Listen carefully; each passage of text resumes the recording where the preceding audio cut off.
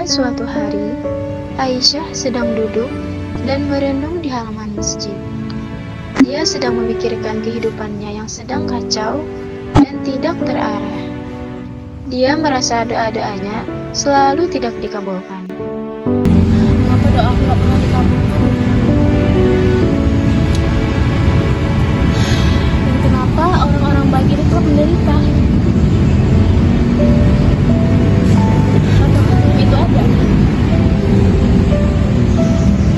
Kemudian, Rani melihat Aisyah dari kejauhan dan menghampirinya. Rani, sahabat yang baik dan selalu memberikan semangat untuk Aisyah. Aisyah, kenapa kamu murung? Sudah beberapa hari ini kamu kelihatan berubah. Dan aku merasa hitam. Aku salah. Tapi hatiku kosong. Aku mulai ragu. Apakah imanku mulai goyah? Keesokan harinya, Aisyah duduk di samping tangga, terlihat melamun sendirian. Lalu, Rani melihatnya dan menghampirinya. Kamu kenapa? Dari tadi aku lihat kamu diam saja. Ada apa? Belakangan ini aku merasa kosong.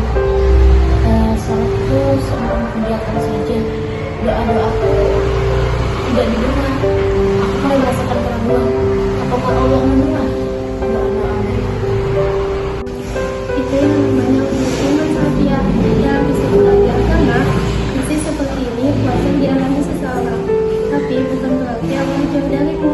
Justru Allah sedang menguji hatimu.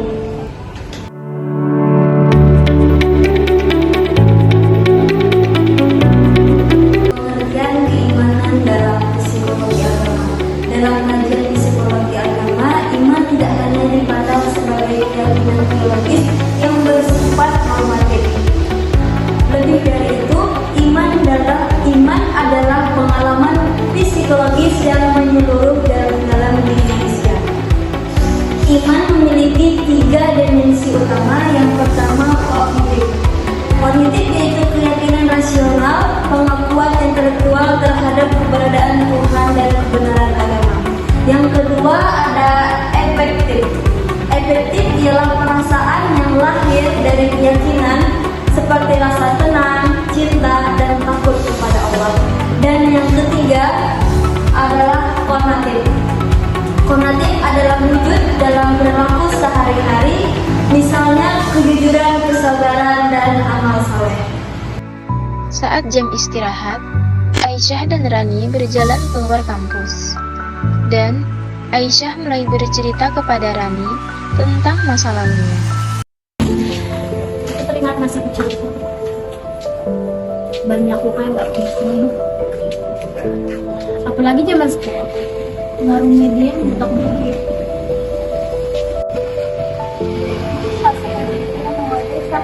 Yang psikologi agama atau internal seperti luka batin, cemas, gelisah itu bisa membuat iman seseorang bertumbuh.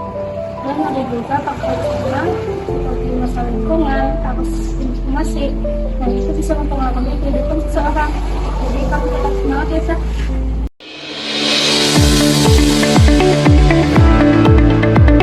Baiklah, saya akan melanjutkan pembahasan mengenai faktor internal dan eksternal yang mempengaruhi keimanan seseorang.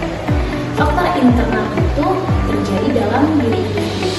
Nah, biasanya orang ini mengalami kecemasan, depresi. Nah, perihal dari hal tersebut itu pasti terutama faktornya adalah ketika ia memikirkan sesuatu yang memang berat untuk dia laksanakan, misalkan dia pusing ataupun segala macam, itu pasti ada hal yang membuat dia cemas hingga emosionalnya keluar. Dari situlah faktor-faktor internal ini kemudian keluar, sehingga depresi, kecemasan dan segala macam yang mengalami pikirannya itu akan segera muncul karena dari pikiran-pikiran yang dia bebani sendiri. Nah, selanjutnya adalah faktor eksternal. Faktor eksternal ini muncul dari luar individu.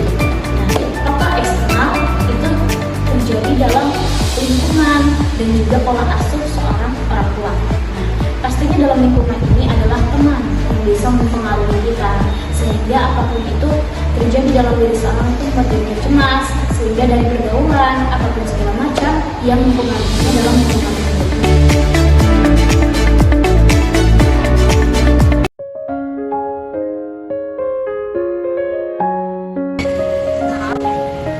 Yang selalu masuk akal. Ini kan masalah pertama. Keluarga juga masalah seperti itu. Kalau hati dari berdoa, berzikir, dan belajar dari pengalaman.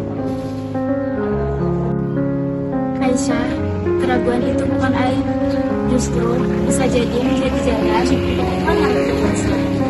Namun, jangan menang sendiri. Kita butuh ilmu, doa, dan juga bimbingan.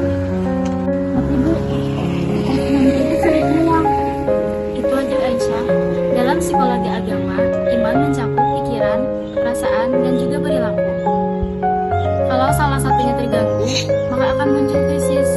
Tapi dengan konseling, pendidikan agama yang sehat, dan juga dukungan keluarga, maka imanmu bisa menjadi lebih kuat dari sebelumnya.